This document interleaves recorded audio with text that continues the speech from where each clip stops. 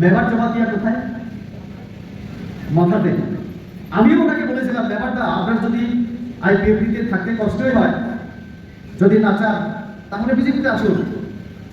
উনি তো মন্ত্রী ছিলেন, ট্রাইবাল ওয়েলফেয়ার মন্ত্রী, টিকিট পেতেন, আবার মন্ত্রী থাকতেন না। উনি আমাকে বলেছেন, মেবার বাবু আমি দায়িত্ব নিয়ে বলছি, উনি আমাকে বললেন কোথায়? দিল্লিতে আমার করায়। বললেন আমি সেখানে গিয়ে বিজয় রাঘব বাবু বয়স হয়ে গেছে, এখন তাদের প্রেসিডেন্ট দরকার, আমি প্রেসিডেন্ট হচ্ছি সেখানে গিয়ে, আর দাঁড়িয়ে তিনি মন্ত্রী হবেন। এই শব্দ ছিল মেবার জামাতিয়া। আজকে কোথায় মেবার জামাতিয়া? কোথাও নাই। অব্দি ডুবে। এটা হচ্ছে প্রমাণ কি হয় মানুষের। কিন্তু চৌধুরী সমাজ নির্মী বড় রাজা রাজা নির্মাণী অবক্ষা ফ্যাক্টর। আমি ওনাকে প্রত্যেককে একবার বলেছিলাম, কংগ্রেস আপনি ছেড়ে দিয়েছেন যেহেতু আর রাজনীতি করবেন না। কেন বলেছিলাম?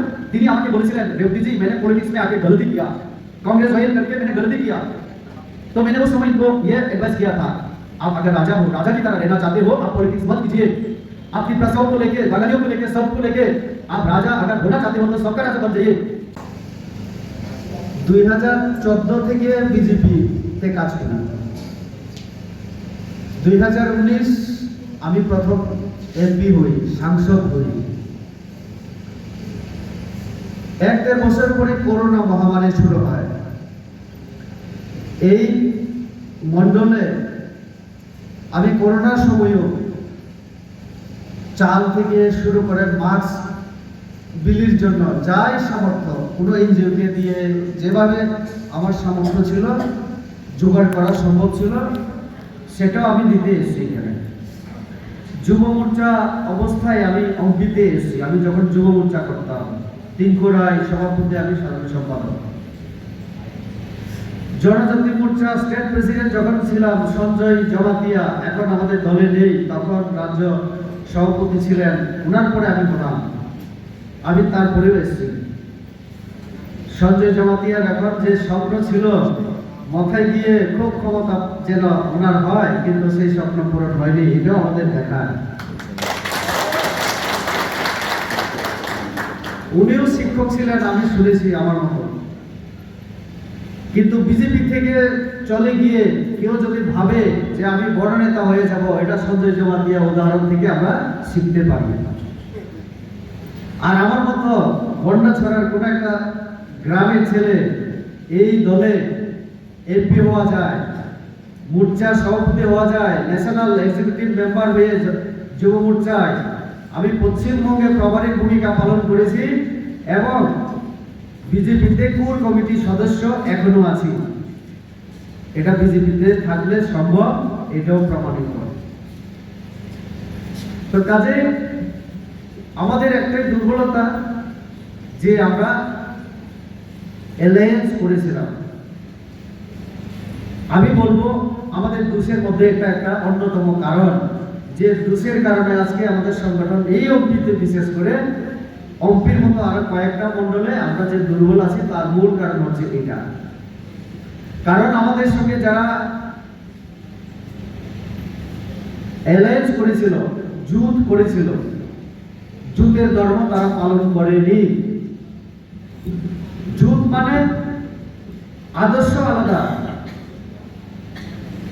নীতি আলাদা হতে পারে, কিন্তু মানুষের কাজ করার জন্য আমরা মিলে কাজ করব, এই প্রতিশ্রুতিতে আমরা জোটবদ্ধ হয়েছিলাম। কিন্তু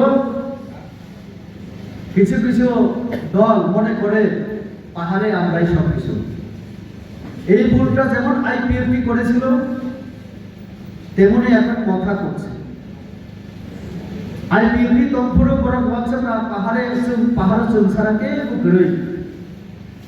আজকে আমাদের সিন্ধু বাবু, আমি মন্ডল সভাপতিকে উঠে জিজ্ঞেস করলাম, এখানে ব্লক চেয়ারম্যান তো উনি, সিন্ধু বাবু, অনেক কিছু ক্ষমতা ওনার হাতে। উনি প্রধানমন্ত্রী, যে প্রধানমন্ত্রী আবাস যোজনা, শৌচালয়, গ্যাস দেওয়া, ভাতা দেওয়া, সামাজিক ভাতা, বৃদ্ধ বিধবা, অনেক কিছু ক্ষমতা ওনার হাতে। রাবার বাগান দেওয়া, মুখ্যমন্ত্রী রাবার মিশন, তারপরে ফিশারি ডিপার্টমেন্টের সাহায্য দেওয়া, কৃষকদের সাহায্য দেওয়া, রাবার বাগান সিলেকশন করা ওনার হাতে। কিন্তু এত কম ক্ষমতা থাকার পরও সিন্ধু বাবুর সঙ্গে এখন লোক নেই, আমাকে বলছেন আমাদের মন্ডল সভাপতি। কেন? ক্ষমতাকে যদি কেউ অপব্যবহার করে, এটাই প্রমাণ মানুষ তাদের সঙ্গে থাকবে না। ক্ষমতা মানুষ যদি আর ক্ষমতা না ঠিক ঠিক জায়গা ভোটার দিয়ে বড় টংলার বিষয় আবহাওয়া প্রমাণ। সিন্ধুবাবু এমএলএ ছিলেন, ধরে রাখতে পারেননি, বিজেপির সঙ্গে খারাপ ব্যবহার করেছিলেন আইপিএফটিরা, এটা বাস্তব। আজকে তারাও স্বীকার করেছে না যে বিজেপির সঙ্গে আমরা যদি ভালোভাবে থাকতাম তাহলে পাহাড়ে তারা ধ্বংস হয় না। আমি একসময় বলেছিলাম যে আপনারা একটু কম আসন নিয়ে লড়াই করুন, বিজেপি যেহেতু আমাদের বেশি শক্তি, আমরা একটু বেশি নেই। কারণ 2018-তে আমাদের 10 জন এমএলএ জনজাতি, তাদের 8 জন এমএলএ, 18 জন, 2 জন সিপিএম এর জনজাতি রিজার্ভ সিটে এমএলএ। জসবীর ত্রিপুরা, প্রভাত চৌধুরী ছিলেন সিপিএম এর। তাহলে 10 জন যেহেতু আমাদের এমএলএ বেশি, আমরা একটু সিট বেশি নেই, তোমাদেরকে 11, 12, 13টা সিট দেই, তাহলে আমরা বাকি আমরা লড়াই করি। 2 দলের যদি আমরা এইভাবে লড়াই করতাম, এডিসিতে আমাদের আজকে সরকার থাকতো। এরপরে আমার সঙ্গে নানানভাবে ব্যবহার সবাই আপনারা জানেন। আমি একটা কথা বলেছিলাম যে আইপিএফটি জিরো হবে এডিসিতে, জিরো হয়েছে কিনা? হয়েছে তো। আইপিএফটি এই কয়েকদিন আগে করবুকে একটা সভা করেছি, কয়েকদিন আগে সিন্ধুবাবুর ভাষণ আমি শুনেছি। ওনার বক্তব্য আমার ভালো লাগলো এবারে। সিন্ধুবাবু বলেছেন যে আঞ্চলিক দলকে ভেঙেছে, অর্থাৎ আঞ্চলিক দল না সবাইকে সব অতাবলি মাথার অভিযোগ পেয়ে আঞ্চলিক দলকে ভাঙে আঞ্চলিক দলের নেতারাই। এই কথা হচ্ছে সিন্ধুবাবু। আমি এই কথা সমর্থন করি এবং চিন্তা করে দেখলাম যুক্তি একদম ঠিক। মেবার জমাতিয়া কোথায়? মাথাতে। আমিও ওনাকে বলেছিলাম ব্যাপারটা আপনার যদি আইপিএফটিতে থাকতে কষ্টই হয়, যদি না চান তাহলে বিজেপিতে আসুন। উনি তো মন্ত্রী ছিলেন, ট্রাইবাল ওয়েলফেয়ার মন্ত্রী, টিকিট পেতেন, আবার মন্ত্রী থাকতেন না। উনি আমাকে বলেছেন মেবার বাবু, আমি দায়িত্ব নিয়ে বলছি, উনি আমাকে বললেন কোথায়? দিল্লিতে আমার কোয়ার্টারে। বললেন আমি সেখানে গিয়ে বিজয় রাঘবন বাবু বয়স হয়ে গেছেন, এখন তাদের প্রেসিডেন্ট দরকার, আমি প্রেসিডেন্ট হচ্ছি সেখানে গিয়ে। আর দাঁড়িয়ে তিনি মন্ত্রী হবেন, এই স্বপ্ন ছিল মেবার জমাতিয়া। আজকে কোথায় মেবার জমাতিয়া? কোথাও নাই। অতি লুবে।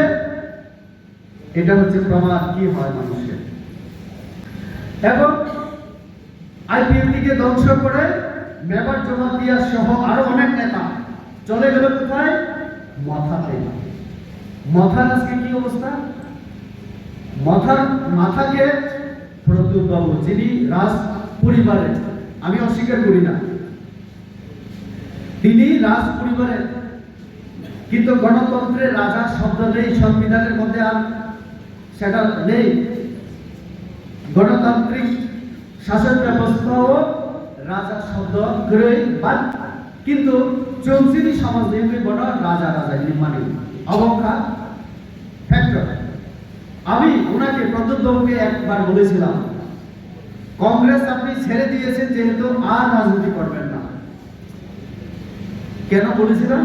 তিনি আমাকে বলেছিলেন रेवती जी मैंने पॉलिटिक्स में आके गलती किया, कांग्रेस ज्वाइन करके मैंने गलती किया, तो मैंने उस समय इनको ये एडवाइस किया था, आप अगर राजा हो, राजा की तरह रहना चाहते हो, आप पॉलिटिक्स मत कीजिए, आपकी प्रसाओं को लेके, बंगालियों को लेके, सबको लेके आप राजा अगर होना चाहते हो तो सबका राजा बन जाइए।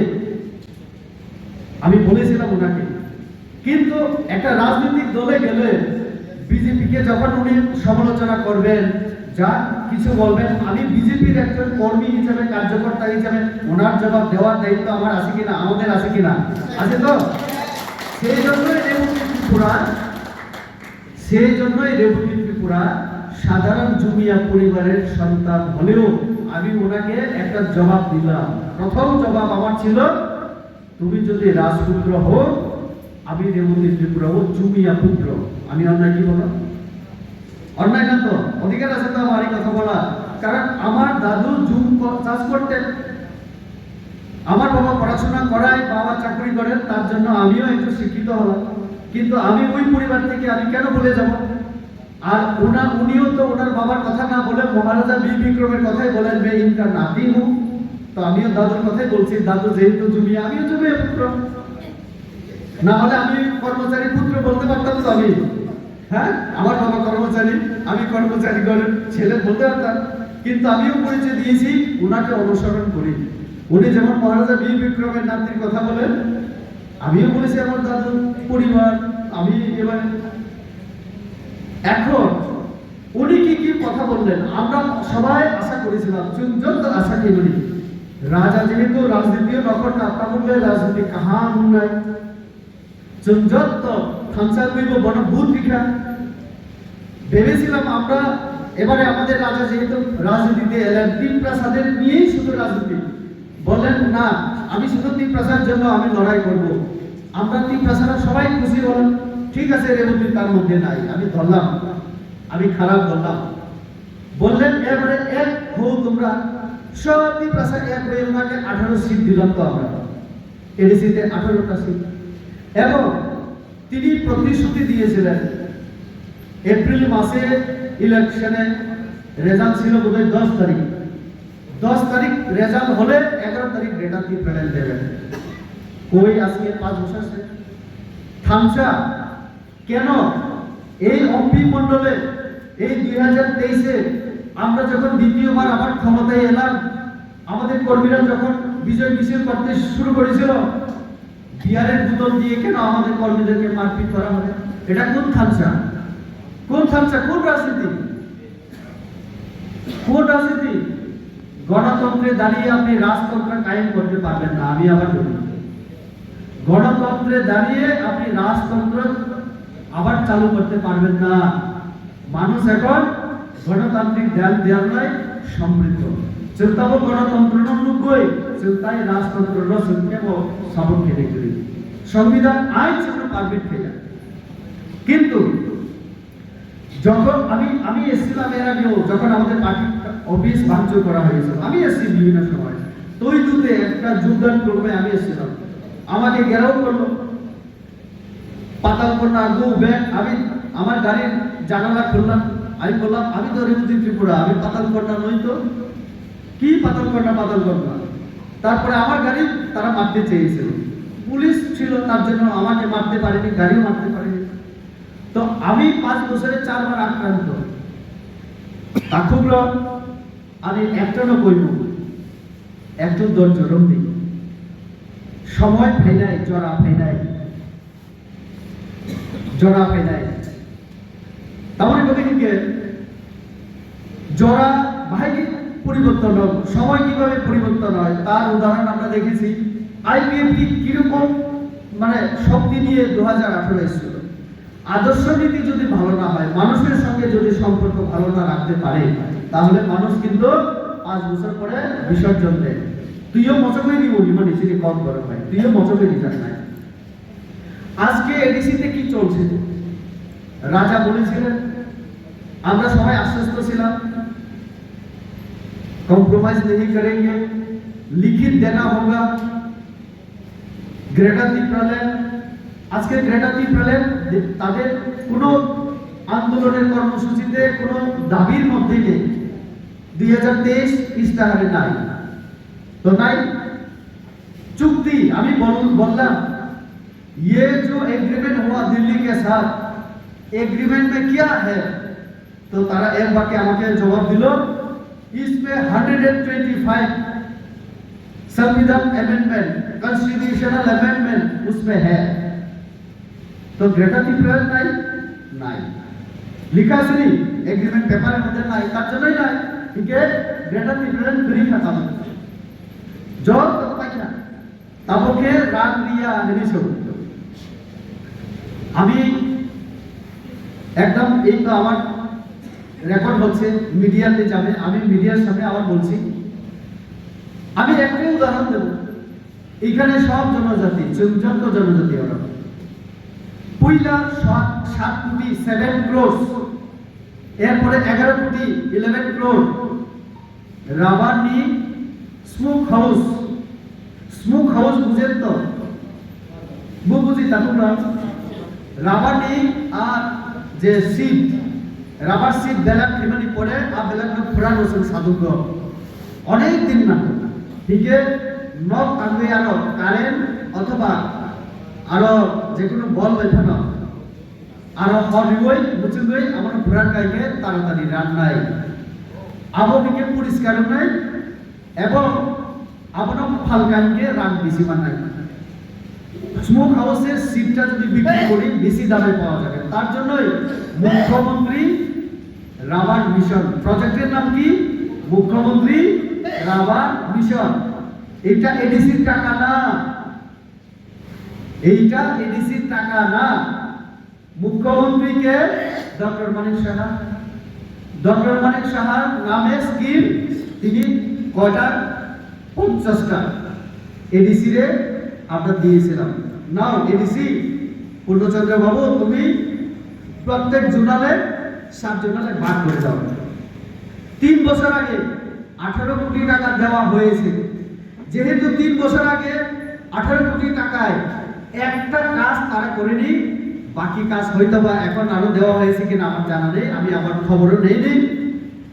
কথা ছিল যে এটা 50টা তারা করবে, কিন্তু 2 বছরে 3 বছরে যদি 2টা করতে না পারে, আরো যে বাকি 50টা টোটাল করা কখন করবে? এখন শুনলাম টাকাও খেয়ে নিচ্ছে সবাই। তারা তো আরো 2 মাস পরে চলে যাবে। মাথা আরো 2 মাস পরে ক্ষমতায় যদি না আসে টাকা কি দিয়ে যাবে? না। এখন আবার লোক দেখায় সেদিন নুকুক হামক্রাই না টিপরা হামক্রাই এরকম কিছু একটা অটো, এটাও তো রাজ্য সরকারের টাকা। অটো কিনাতে কেলেঙ্কারি, সুতা কেনাতে কেলেঙ্কারি, কম্বল কিনে কেলেঙ্কারি। 1 কেজি সুতা বলে প্রায় 1000 টাকা। শুনছেন আপনারা কোনদিন? হ্যাঁ, আমাদের এমডিসি, উনিও তো আমাদের এমডিসি। আমাদের এমডিসিরা কোঅপারেটিভ থেকে লেন্স থেকে সুতা কিনে কত? 457 টাকা, কোথাও একটু 500 টাকার মধ্যেই আছে। বাজারে 500 টাকায় সব জায়গায় পাওয়া যায়, কিন্তু খুমুলুঙ্গে তারাও তো ওই গুল বাজারে কিনে। খুমুলুঙ্গে গেলে হয়ে যায় প্রায় 957 টাকা। আমার কাছে খবর, পরস্পর শুনছি আমি তো যাই না, কিন্তু তথ্য আমাদের কাছে চলে আসে। তাহলে কেলেঙ্কারি তো এই জন্য এখন কি মথার দিন প্রায় শেষ। আমার নামে দেবীপুর আছে, হ্যাঁ, ডিফেমেশন কেস করছে, মানহানির কেস। আমি সেই দিন 2 বাদলে পদ্মলোচন ত্রিপুরা আমাদের এমডিসি, উনি 6000 মানুষের সুতা, কম্বল, খেলার জিনিসপত্র, জলের সিনটেক্স সমাজপতিদেরকে তিনি দিয়েছিলেন। মুখ্যমন্ত্রী ছিলেন, আমি মুখ্যমন্ত্রীর সামনে ভাষণে গেছিলাম। আমি ভাষণে বলেছি যে যারা এই যে দেবীদের সঙ্গে দিল্লিতে গিয়েছিল তারাও আমাদের দলে যোগদান করেছে, তারাও সাংবাদিকদের সামনে বলেছে, তারাও আমাদের বলেছে। তাদের মুখ থেকে শুনে বিভিন্ন মানুষ ওই দেবীদের সঙ্গে যারা 14-15 জন গিয়েছিল তারাও মানুষকে বলছে এখন। তো এইভাবে আমি শুনেছি যে ও গাড়ি কিনেছে, রাবার কিনেছে, এটা পাবলিকের অভিযোগ। আমি আমার বলছি আজকে। তো এই কথাই আমি পাশে বলেছি যে আমি শুনেছি সে এমন এমন করেছে দিল্লি থেকে ফেরার পথে। কেন এই অভিযোগ উঠছে? তার সঙ্গে 14 জন না 15 জন ছিল।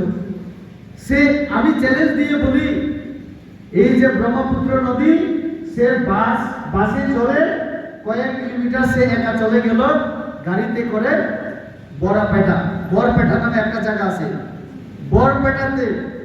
আর তার সঙ্গে যারা ছিল তাকে টেলিফোন করার পায় না, সে তো বাসে করে চলে গেল, ব্রহ্মপুত্র নদী ক্রস করে গেল, বাকিরা পায় না।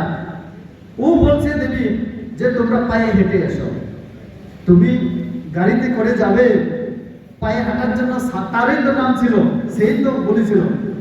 কিন্তু সে গাড়িতে যায় আর তার সঙ্গীরা পায়ে হেঁটে যায়। এখান থেকে রাগ শুরু তার দলের।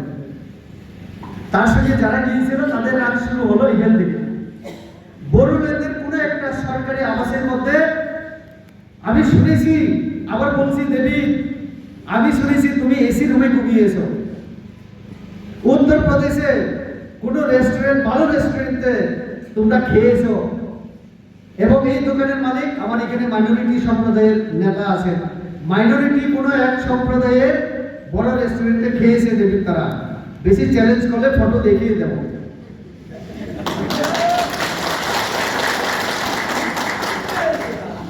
ও আমার বিরুদ্ধে কেস করেছে, ও প্রমাণ করুক আমি যে অভিযোগ তুলেছি। আমি আজকে ওকে বলতে চাই তার বিরুদ্ধে কেন মানুষ মুখ খুলছে। সে বলেছিল আমি একা তো যেতে পারবো না, অন্তত আমার কর্মীরা, আমি যদি অসুবিধা হয়ে পড়ি, রাস্তায় অজ্ঞান হয়ে পড়ি, তাহলে আমাকে একটু ধরে তো জল খাওয়াতে হবে। তো তার জন্য যারা গেছে সবাই একদম অনেক আশা ভাই, কিন্তু পায়ে না হেঁটে যাবে, না খেয়ে যাবে এমন তো কথা ছিল না। তো খেতে হয়, খাদ্য বেলা তো খেতে হয়, জল খেতে হয়, চা খেতে হয়। তো তার বউয়ের জীবন গুণ সে ফেসবুকে শেয়ার করলো, বললো এখানে সবাই একটু সাহায্য করো। চোরাইবাড়ি ক্রস করতে না করতে তার অ্যাকাউন্টে, তার বউয়ের অ্যাকাউন্টে কয়েক লক্ষ টাকা ঢুকে গেছে। এটা আমরা জানি, কারণ তার সঙ্গে যারা গেছে, বিজেপিতে এখন যারা এসছে, এটা তাদেরও কথা। আমি আবার বলছি দেবেন তোমাকে, এই টাকা এখন তার যদি সাহস থাকে, দেবী তোমার যদি সাহস থাকে, ভাই ছোট ভাই তুমি আমাকে দাও, দেখো, কারণ তোমার গাঞ্জা কেসে যখন একটা কেস ছিল, তুমি বড়লেন কার্বি আংলং পালিয়ে একবার আমার কোয়ার্টারে, আমি যখন এমপি ছিলাম দিল্লিতে, তুমি গিয়েছিলে, আমি ক্যামেরাতে বলছি তোমাকে, তুমি গিয়ে বলেছিলে দাদা আমি খুব বিপদে আছি, আমার বিরুদ্ধে পুলিশ কেস আছে, আমাকে একটু হেল্প করো। তোমাকে আমি মানে খাওয়ার ব্যবস্থা করেছিলাম, তোমার রথীন্দ্র জমাতিয়ার তুমি, আর তোমাকে আমি কিছু টাকা সাহায্য করেছিলাম। সেই টাকার কত টাকা দিয়েছিলাম তুমি বলবে ক্যামেরাম্যানকে, পরে মিডিয়ার কাছে আমি এই সাহায্য করেছিলাম তোমাকে। আমি আজকে বলতে চাই ছোট ভাই, তুমি ওই কিউআর কোড দিয়ে কত হাজার টাকা পেয়েছো, এটা জনসম্মুখে খোলাসা করো, সৎ সাহস থাকবে। তুমি যদি এত দেখাও, তোমার ব্যাংক অ্যাকাউন্টটা আপডেট করে তুমি একটু মানুষ লাগবে না, তোমার কর্মীদের কাছে দেখাও, তারপরে যদি ডাকে তুমি যা খুশি করো। এই হচ্ছে ঘটনা। আজকে তীব্রলেদের কথা বলে এইভাবে মানুষের সঙ্গে ছল চাতুরি করছে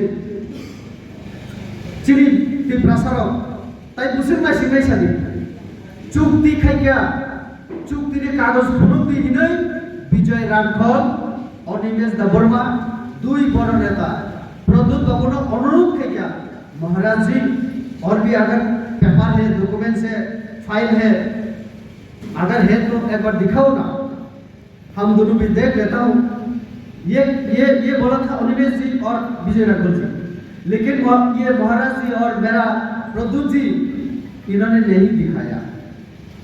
इन्होंने सिर्फ एक पेपर दिखाया, उसमें जो लिखा हुआ है, जो एग्रीमेंट में साइन हुआ है, बस वही था। तो ना उसमें ग्रेटर टिप्पणी था ना कुछ। तो अब नहीं बगई प्रसारक नो अब ग्रेटर टिप्पणी निर्णय सही मालिया 5 की जीवन पाई उत्साही सिने 5 বছর হিনি মালিয়া তব কি তব সরকার 2028 মুখ্যমন্ত্রী দরকার, এখন 2028 মুখ্যমন্ত্রী দরকার, তাইলে পরে সব সমস্যার সমাধান নেব। আমি চিন্তা করি বুদ্ধি তো খুব ভালো আছে ওনার, কারণ নাইলে রাজা হয়, রাজারা সব সময় কিন্তু বুদ্ধি নিয়ে চলে। এটা আবার প্রমাণ করলেন উনি কিভাবে, দেখলাম এখন গ্রেটার ল্যান্ড অমুক সব শেষ, এখন ত্রিপ্রাসা মুখ্যমন্ত্রী করতে হইলে তো সব ত্রিপ্রাসার আবার এক হইয়া ভোট দিব ওনারে। তাহলে মুখ্যমন্ত্রী যদি হইতে হয় এখন কে হইব তো প্রদ্যুৎ বাবু। বুন একজন আমাদের এমপি, এখন এক বুন প্রজ্ঞা দেবী জি, উনি জিততে পারেনি, আমি জয়লাভ করাই, উনি হননি। তো এখন এনডিসি উনি আমাদের সঙ্গে অ্যালায়েন্স করে কয়েকজন এমপি এমএলএ হলেন, এমপি হলেন, মন্ত্রী হলেন, এমডিসি, আমরা উনি ক্ষমতা পেয়েছেন। এখন বাকি কি? প্রদ্যুৎ বাবুর মুখ্যমন্ত্রী হওয়া। তো একটা পরিবারকে নিয়েও চিন্তা খাইব, একটা পরিবার বোন হোক নাই, আর পরিবার হোক নাই, বিজয় রাখবন্ন যদি এমপি খাইতে আর খুশি খাব, অনিমেষ দেবর মানব এমপি মানব খাইতে আর খুশি খাব, চিত্ত রঞ্জন চিত্ত দেববর্মা মাননীয় এমএলএ আমবাসা শিক্ষিত টিসিএস অফিসার ছিলেন, ভদ্রলোক, ওনার যে পার্টি, ওনার সিম্বলে কিন্তু তীব্রা মাথা। যদি ওনার সম্মান দিতেন আমি খুশি হতাম। হ্যাঁ, টিসিএস অফিসার, অবসরপ্রাপ্ত ভালো মানুষ। বিজয় রাখবো কিন্তু ভদ্র মানুষ। ওনার আগের জীবন বাদ দিলে বর্তমান জীবন কিন্তু ভালো। আমিও খুশি হতাম। কিন্তু এমন এক মানুষকে আনলেন কোন জায়গা থেকে? ওই একদম ছত্তিশগড় থেকে, যার বিয়ে হয়ে গেছে আরো 20-30 বছর আগে, ত্রিপুরার সঙ্গে যোগাযোগ নেই। কেন দিলেন?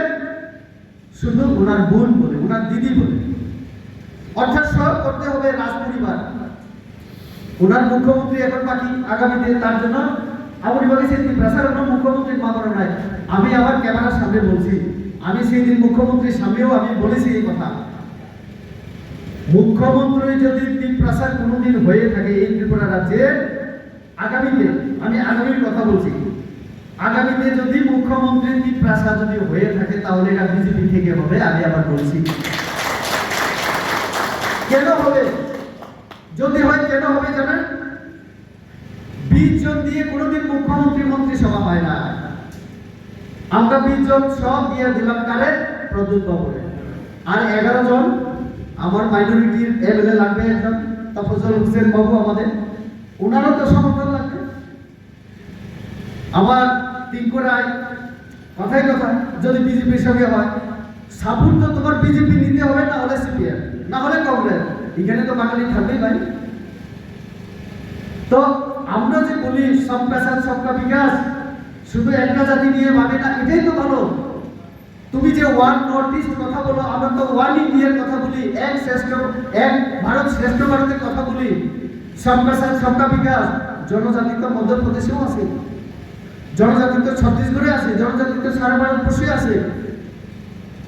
তাহলে ওই জনজাতিকে নিয়েও তো আমরা ভাবি, তুমি তো নর্থ ইস্ট ভাবো। নর্থ ইস্টে তো সব আমাদের সরকার, এই কংগ্রেস সাংগঠন তো আমার এনডিএ পার্টনার। তো আজ প্রদ্যুৎ বাবুর কোনো জায়গা তাই ফাইনাল সালন নাংলা নরম কিসা, ওরা যারা প্রেসিডেন্ট বুদ্ধি, ওরা যারা শক্তি কেন্দ্রী আন্দোলন খানি একটা অনুরোধ নাই নরক কর্মসূচি গ্রহণ করে।